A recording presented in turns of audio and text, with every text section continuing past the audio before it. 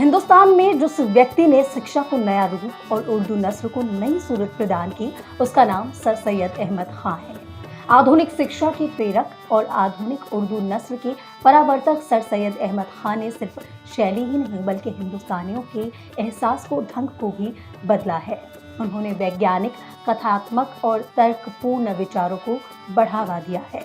उनके आंदोलन ने शायरों और नस्र लिखने वालों की एक बड़ी संख्या को प्रभावित किया। सर सैयद की गिनती हिंदुस्तान के बड़े सुधारवादियों में होती है। नमस्कार, स्वागत है आपका इंडिया रिपोर्ट में और मैं आपके साथ सुष्मिता तिवारी। सैयद अहमद खां की पैदाइश 17 अक्टूबर 1817 में दिल्ली के सैयद घराने में हुई। उनके पिता सैयद मुतक्की मोहम्मद शाह अकबर सानी के सलाहकार थे।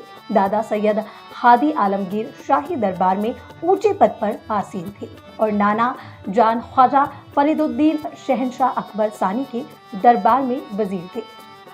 पूरा परिवार मुगल दरबार से समृद्ध था। उनकी माता अजीजुन्निसा बहुत ही सम्रांत महिला थी। सर सैयद के आरंभिक जीवन पर उनकी दीक्षा का गहरा प्रभाव है। अपने नाना ख्वाजा फरीदुद्दीन से उन्होंने शिक्षा प्राप्त की और फिर अपने खालू मौसा मौलवी खलीलुल्लाह की संगत में अदालती कामकाज सीखा। सर सैयद को पहली नौकरी आगरा की अदालत में नायाब मुंशी के रूप में मिली और फिर अपनी मेहनत से तरक्की पाते रहे। मैनपुरी और फतेहपुर सीकरी में भी सेवाएं दी। दिल्ली में सदर आमीर हुए। इसके बाद बिजनौर में उसी पद पर आसीन रहे। मुरादाबाद में सदर सदुद्दूर की हैसियत से तैनाती हुई। यहाँ से गाजीपुर और फिर बनारस में नियुक्ति रही। इन क्षेत्रों में श्रेष्ठ सेवाओं की वजह से बहुत लोकप्रिय रहे, जिसे स्वीकार करते हुए बरतानवी हुकूमत ने 1888 में सर के खिताब से नवाजा। उन स्थानों में निवास और बिरादरी की सामूहिक परिस्थिति ने सर सैयद को बेचैन कर दिया। बगावत और फसाद ने भी उनकी जहन को बहुत प्रभावित किया। राष्ट्र के कल्याण के लिए वो बहुत कुछ सोचने पर मजबूर हुए। उस अंधेरे में उन्हें नई शिक्षा की रोशनी अकेली सहारा नजर आई, जिसके जरिए वो पूरी बिरादरी को जड़ता से निकाल सकते थे।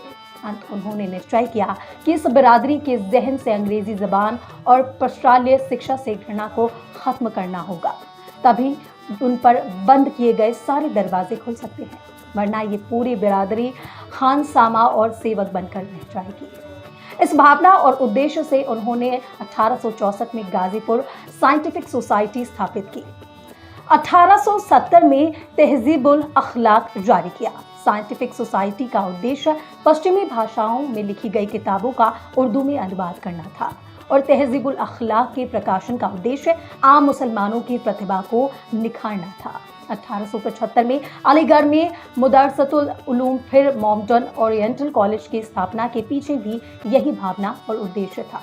सर सैयद को अपने इस उद्देश्य में सफलता मिली और आज अलीगढ़ मुस्लिम यूनिवर्सिटी के रूप में सर सैयद के ख्वाबों का परचम पूरी दुनिया में लहरा रहा है। सर सैयद ने अलीगढ़ आंदोलन को जो रूप प्रदान किया था, उसने हिंदुस्तानी राष्ट्र और समाज को बहुत से स्तरों पर प्रभावित किया है।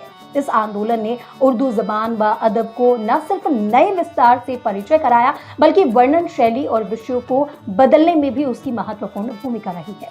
उर्दू नस्ल को सादगी, सरलता से परिचय कराया, साहित्य को उद्देश्यपूर्ण बनाया, अदब को जिंदगी और उसकी समस्याओं से जोड़ा, उर्दू नज्म में प्रकृति को शामिल किया। सर सैयद ने अपनी नस्ल में सादगी, ख्वाजा अल्ताफ हुसैन हाली, अल्लामा शिबली, मौलवी नज़ीर अहमद, मौलवी ज़का-उल्लाह सभी अलीगढ़ आंदोलन से रोशनी हासिल करके उर्दू ज़बान व अदब को विचार व दृष्टि के दृष्टिकोण से दे गए। सर सैयद ने भी अपनी रचनाओं में से अनिवार्य किया। उनकी रचनाओं में असारुस सनादीद, असबाबे बगावत हिंद, खुतबाते अहमदिया, तफसीरुल कुरान, तारीख़े सरकशी बिजनौर बहुत महत्वपूर्ण है। असारुस सनादीद दिल्ली की प्राचीन ऐतिहासिक इमारतों के हवाले से एक कीमती दरवाजे हैं, तो असबाबे बगावत हिंद गदर के हालात दर्ज हैं। इस किताब के द्वारा उन्होंने अंग्रेजी की बदगुमानी दूर करने की कोशिश की है। खुतबाते अहमदिया में उस ईसाई लेखक का जवाब है जिसने इस्लाम की आकृति को विर्दिल्य करने की कोशिश की थी। तफसीरुल कुरान सर सैयद की विवादित पुस्तक है। जिसमें उन्होंने कुरान की बौद्धिक टीका की और चमत्कारों से इनकार किया। सर सैयद के यत्राव्रत और आलेख भी पुस्तक रूप में प्रकाशित हो चुके हैं। एक महान शिक्षण आंदोलन के प्रवर्तक सर सैयद अहमद खां का देहांत 27 मार्च 1898 में हुआ। वो मुस्लिम यूनिवर्सिटी अलीगढ़ की जामा मस्जिद के अहाते में दफन है। फिलहाल इस रिपोर्ट में मेरे साथ बस इतना ही। ऐसी और ताज़ा तरीन खबरों और अपडेट से जुड़े रहने के लिए बने रहे मेरे साथ और देखते रहे इंडिया रिपोर्ट।